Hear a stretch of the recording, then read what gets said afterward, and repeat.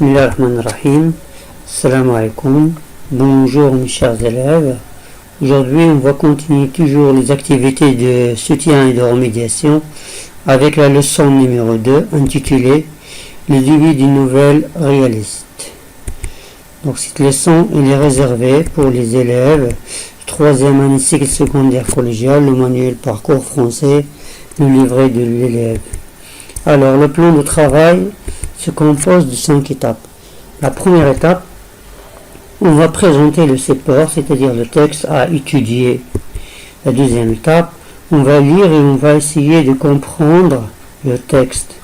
Troisième étape, on va essayer de construire le sens du texte. La quatrième étape, on va retenir ce qu'on a à retenir, la conceptualisation. La cinquième étape, une carte mentale afin que l'élève mémorise bien cette leçon. Alors, le support. Vous allez trouver le support sur la page 127, le livre parcours. C'est une activité de lecture. L'objectif de cette activité, identifier les caractéristiques du début d'une nouvelle. Alors, écoutez attentivement, je vais lire le texte. On célébrait une noce dans une ferme des environs de la commune andalouse d'Andokhar. Les mariés avaient déjà reçu les compliments de leurs amis et l'on allait se mettre à table sous un grand figuier devant la porte de la maison. Chacun était en disposition de bien faire, et les odeurs des jasmins et des orangers en fleurs se mêlaient agréablement aux parfums les plus substantiels s'exhalant de plusieurs plats que faisait plier la table sous leur poids. Tout d'un coup, parut un homme à cheval, sortant d'un bouquet de bois, à portée du pistolet de la maison. L'inconnu sauta listement à terre, saluait les convives de la main et conduisait son cheval à l'écurie. On n'attendait personne, mais en Espagne, tout passant est bienvenu à partager un repas de fête. D'ailleurs, l'étranger à son habillement paraissait être un homme d'importance. Le marié se détacha aussitôt pour l'inviter à dîner. Prosper Mérimée, lettre d'Espagne. Alors maintenant, on passe aux questions de compréhension. Qu'observez-vous sur cette page? En général, on va dire que j'observe un texte, 3 illustrations et une source. Voilà, c'est très bien. Qu'observez-vous sur la première illustration? Voilà, la bonne réponse, j'observe un chevalier dans une ferme, c'est-à-dire un homme qui monte un cheval.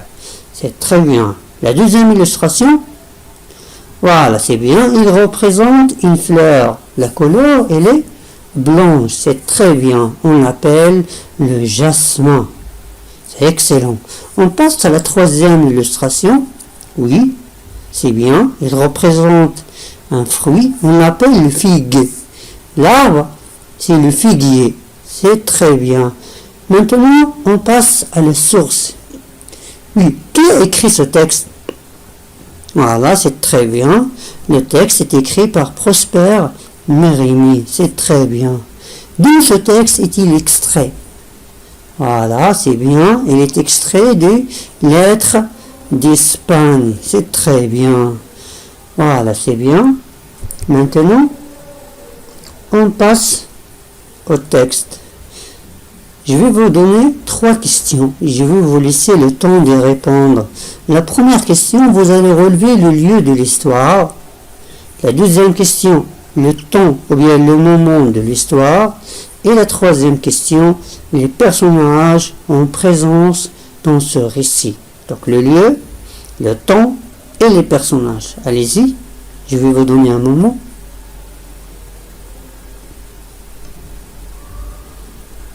Alors la première question, le lieu. Donc le lieu de cette histoire est une ferme des environs de la commune andalouse d'Andokhar. C'est très bien, c'est la première ligne. Voilà, c'est bien. La deuxième question, quel est le temps de l'histoire ou bien le moment de l'histoire?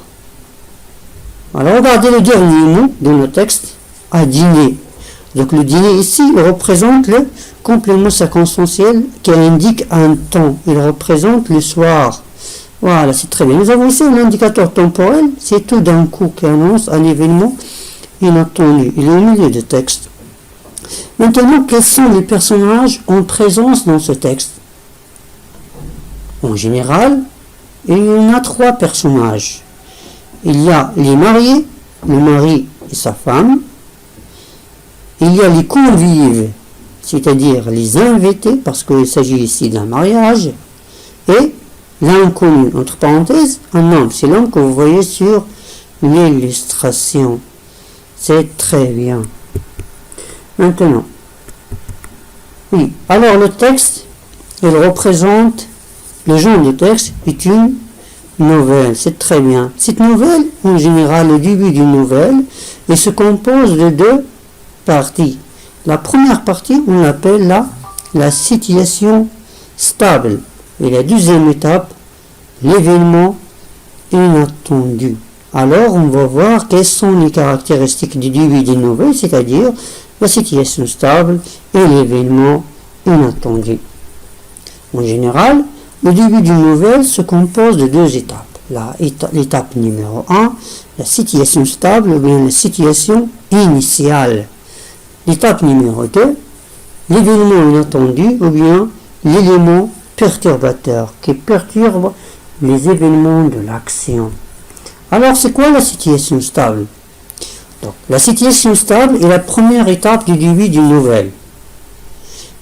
L'auteur, il présente les personnages et le cadre spatio-temporel, c'est-à-dire il présente les personnages, il détermine le lieu et le temps de l'action. Et les verbes de cette première étape, c'est-à-dire les verbes de la situation stable, ils sont conjugués à l'imparfait. C'est très bien. Tenons la deuxième étape, l'événement inattendu. Donc l'événement inattendu est la deuxième étape du début d'une nouvelle.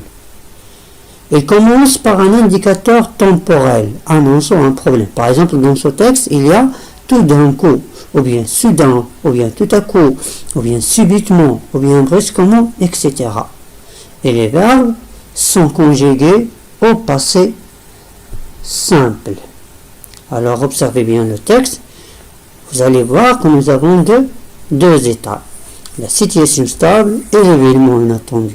Alors maintenant, on va préciser le passage, c'est-à-dire la situation stable, elle commence de et elle se termine à.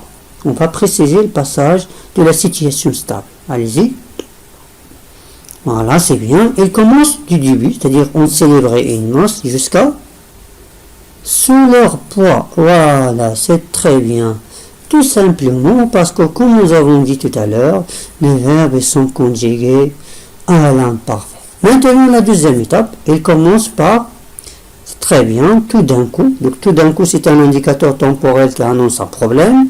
Et elle se termine par l'invité à dîner ou bien la fin. Si vous remarquez bien, elle commence par un indicateur temporel et les verbes sont conjugués au passé simple.